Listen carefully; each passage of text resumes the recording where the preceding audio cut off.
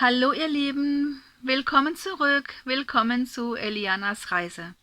Im letzten Kapitel haben wir erfahren, dass es eine Gesetzesänderung geben wird in Kürze und dass Elbix die Schrottpresse droht. Aber es gibt auch gute Neuigkeiten. Eliana ist die Enkeltochter von Deborah. An dieser Stelle machen wir weiter mit dem nächsten Kapitel.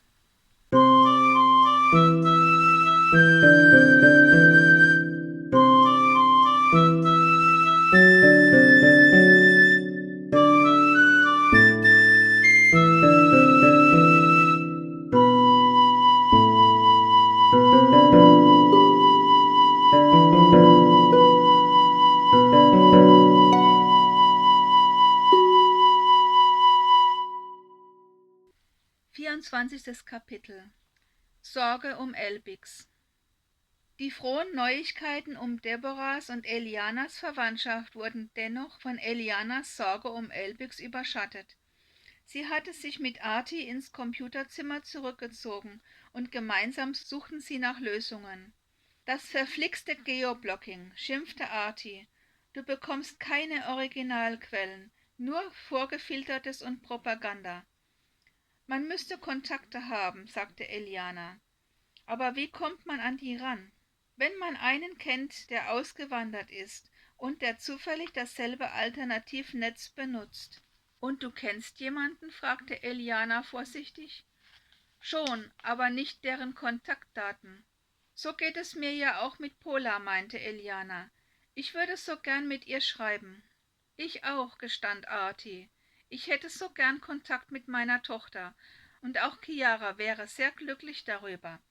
Aber Knastbrüder passen nicht in die ägyptische High Society. Eliana umarmte Arti traurig.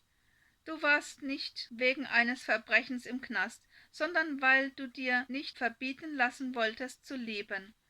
Erzähl das der Obrigkeit, erwiderte Arti bitter. Die sehen das anders. Immerhin hat Chiara inzwischen einen neuen Platz im System gefunden, und bald werde ich auch wieder einen haben. Eliana nickte. Ihr werdet es gut haben, versprach sie. Ihr werdet einen Klon bestellen und tun, was verlangt wird, fügte sie etwas sarkastisch hinzu.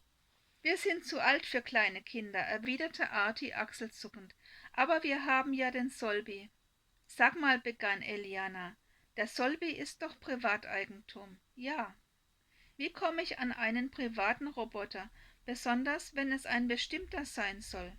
Wie schon gesagt, antwortete Arti, über einen Bedarfsnachweis oder wenn du einen zufällig bei einer Sonderaktion geschenkt bekommst. Er sah Eliana kurz nachdenklich an. Ich weiß aber, was du meinst, fuhr er fort. Buchhaltungsroboter haben Verschlussdaten. Die werden immer vernichtet, soweit ich weiß. Aber Elbix hat doch schon einmal den Besitzer gewechselt, meinte Eliana. Elbix gehört dem Staat. Man hat lediglich die Zuteilung geändert. Alle Roboter in öffentlichen Einrichtungen gehören dem Staat. Dann gehört er also nicht dem Klinikum, sondern dem Staat, verinnerlichte Eliana. Manche werden auch verkauft, wenn sie hier nicht mehr gebraucht werden. Meist geht das ins Ausland an prominente Persönlichkeiten mit viel Geld. Dazu werden aber vorher die AI und alle Speichermodule entfernt. Der Käufer kann sie sich dann nach Belieben neu ausstatten. Die AI ist seine Seele, sagte Eliana ernst.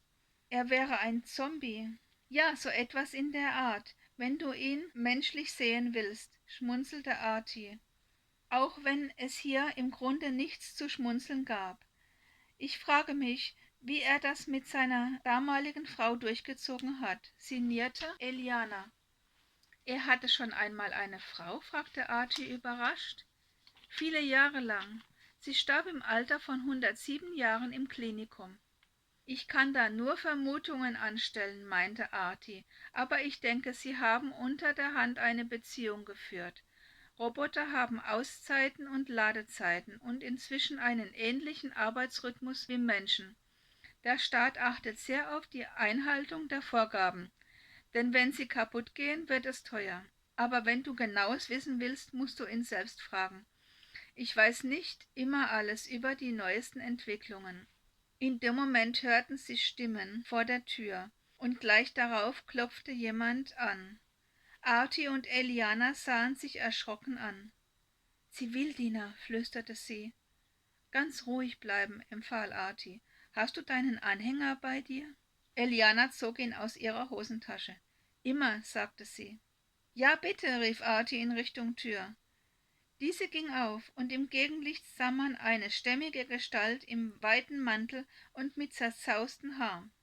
»Brody«, rief Eliana aus, »wir dachten schon, es kommt die Apokalypse.« Broderick lachte. »Hier ist sie, wie sie leibt und lebt«, verkündete er mit seiner tiefen Stimme. »Deborah sagte, ihr seid am Computer.« »Ja, so halb«, erwiderte Artie. »Wir beraten, wie man einen Buchhaltungsroboter stehlen könnte.« Eliana prustete. »Den kannst du legal bekommen«, meinte Broderick lapidar. »Als selbstständige, examinierte Medizinerin.« Sagte Eliana, »im Ernst?« »Ja, absolut«, entgegnete Broderick, »aber nicht in Europa. Hier arbeitest und lebst du in einer Gemeinschaft, oder du reist wie ich durch die Lande und machst Almosenmanagement und hast gar nichts.« »Okay, und wie kriege ich einen Buchhaltungsroboter aus Europa raus?« »Ein Buchhalter? Kommt drauf an. Frag ihn, ob er reisefähig ist. Dann hat er alles Wissen auf Modulen und kann angepasst werden.« »Wie kommt es, dass du mehr weißt als ich?« fragte Artie, halb belustigt, halb irritiert. »Ich komme viel rum, und sowohl meiner Neugier als auch meinem Charme entgeht keiner«, lachte Broderick. »Das kann ich mir gut vorstellen«, gab Eliana lachend zurück. Plötzlich durchfuhr sie ein Geistesblitz.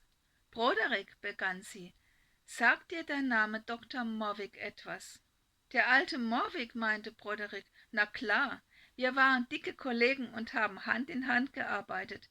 Ich habe immer versucht, meine Schützlinge bei ihm unterzubringen.« Und mit verhaltener Stimme fügte er hinzu, »wenn die da oben wüssten, was für kreative Klone es im Klinikum gibt.« »Wir haben ein sehr herzliches Arbeitsklima«, berichtete Eliana.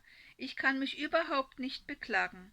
Aber trotzdem fühle ich mich irgendwie wie in einem Käfig.« »Wie ist denn sein Nachfolger? Hieß er nicht, warte mal, Charles oder so?« »Wir kennen ihn unter dem Namen Chuck«, antwortete Eliana. »Schwer in Ordnung, der Mann. Aber seinen Job würde ich nicht machen wollen. Er hat sich vor den Zivilschützern und vor den Sicherheitsneutros Respekt verschafft. Dafür kann ich ihn nur bewundern.« »Ist der alte Morwick nicht nach Südamerika ausgewandert?«, fragte Artie. »Er leitet in Patagonien eine Klinik«, antwortete Broderick. »Wir schreiben uns über Alternativnetz.« »Ach«, entfuhr es Eliana, »du könntest etwas für mich herausfinden.« Und dann erzählte sie Broderick von ihrem Problem. »Also pass auf, Liebes, wir machen Folgendes. Du redest mit deinem Schatz, ob er reisefähig ist.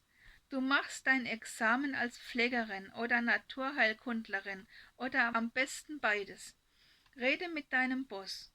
Und wenn es eng wird, schenk ihm reinen Wein über dich und Elbix ein, damit er einen Grund findet, ihn zu behalten, bis du deine Zeugnisse hast.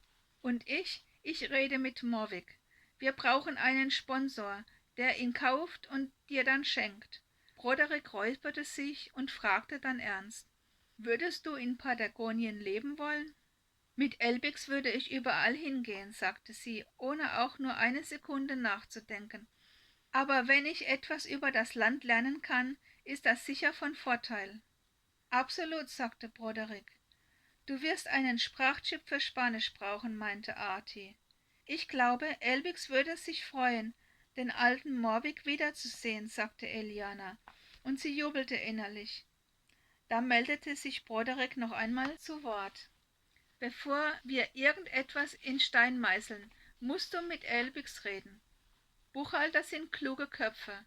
Schon möglich, dass er sich inzwischen Gedanken gemacht und einen eigenen Plan hat.« »Versprochen«, sagte Eliana. »Aber wie können wir uns austauschen?« »Ach, mach dir darum keine Sorgen«, antwortete Broderick. »Ich frag einfach nach dir, wenn ich wieder im Klinikum bin.« »Du belieferst das Klinikum?«, fragte Eliana überrascht. Broderick lachte. Ja, ich beliefere ab und zu die Ambulanz mit mir und meinem betrunkenen Selbst. Eliana lachte laut hinaus, beherrschte sich aber gleich darauf und sagte, das ist nicht lustig. Aber zweckdienlich, meinte Broderick und zwinkerte.